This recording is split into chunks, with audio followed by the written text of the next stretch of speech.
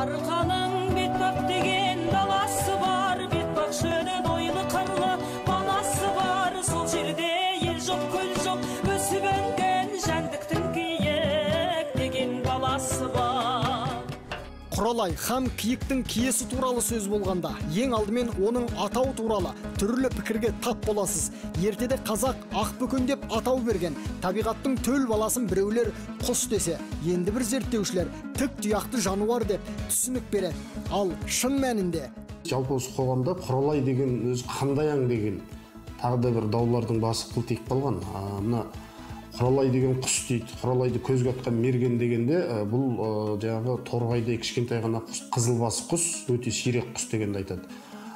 Енді оған тағы да бір жанасымды жауаптар бар да, кімнің Ақтанберді жыраудың тобылғы түбі құралай дейді да. Яғни ол егер құс болса, сол тобылғының түбінде құралай шығар.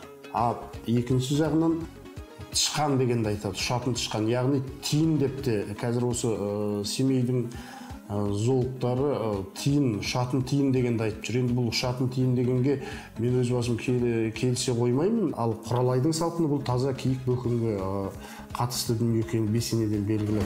Мамыр айы туып, мамыражай тіршілік басталғанда, кенеттен күн бұзылып, аңызғақ жел мен жауын шашын болады. Жыл сайын бір апта немесе 10 күн аралығында қайталанатын бұл жағдайда құралайдың салқыны, құралайдың суығы немесе киіктің ылақ өргізбес деп атап жүрміз. Бір қызығы, биыл киіктердің төлдеу маусымы жылдағыдан ерте басталған. Биыл төл ерте басталды. Жылда 5 май, 4 майда басталшы, биыл 30 апрельде біз уже бірінші төлдерді көрдік. Соны енді Құдай берсе 500-ден асатын шығар енді. Жезқазған жағымыздың киіктері қазір мысалы Қызылорда жақта төлдеп жатыр. Мынау Арқалықтың киіктері Қостанай облысындағы, олар Ақтөбе, Ырғыз, Торғай жағында төлдеп жатыр. Ал енді былтыр бұл жерде 5-ақ мың киік төлдеген. Иә, осыған дейін құралайдың салқыны еш өзгеріссіз, бір уақытта қайталанып отыратын амал болған деп келдік. Ал биыл неге өзгерді екен? Әрине, мұндайда көкейге келетін бір сұрақ бар. Киіктер төлдегелі жатыр екен деп, табиғат соған сай бейімделе ме? Әлде ақбөкендердің ауа райын болжайтын қасиеті болғаны ма? Аңшылар әсіресе біледі екенді, теке бұрқыл бар ғой, амал. Киіктердің текелерін жаңағы шағылысатын уақыты, үрге түскен уақыт, соның ары бері уақыттан жаңағы ілгерінді кейінді болады ғой. Бір апта кейін болады, кейде бір апта бұрын болады.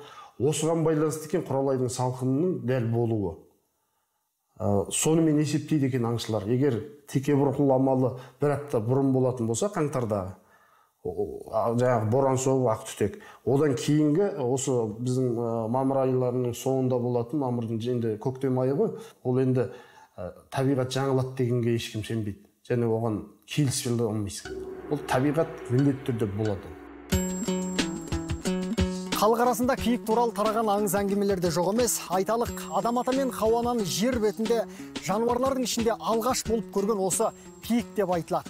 Адам атаның мейірімі түсіп, оның қолы тиген жер киікке қасиет артқан деседі. Айталық, Адам атаның қолы киіктің танауына тигенде, тыныстауға, жүгіруге мүмкіндік беретін үлкен мұрынды. Ал тұяғы мен мүйізіне қолы тигенде мың ауруға шипа болатын емдік қасиетті. Ал беліне қолы тигенде ішіндегі алағының жынысын ауыстыратын қасиет берген деседі. Адам ата киікке қатты риза болып, қандай өтінішің бар дегенде киік өзінің төлдейтін уақытының жайлы, ыңғайлы болғанын қалайтындығы туралы айтылады. Ал киіктің төлдейтін уақыты осы құралайдың салқынымен тұспа-тұс келеді.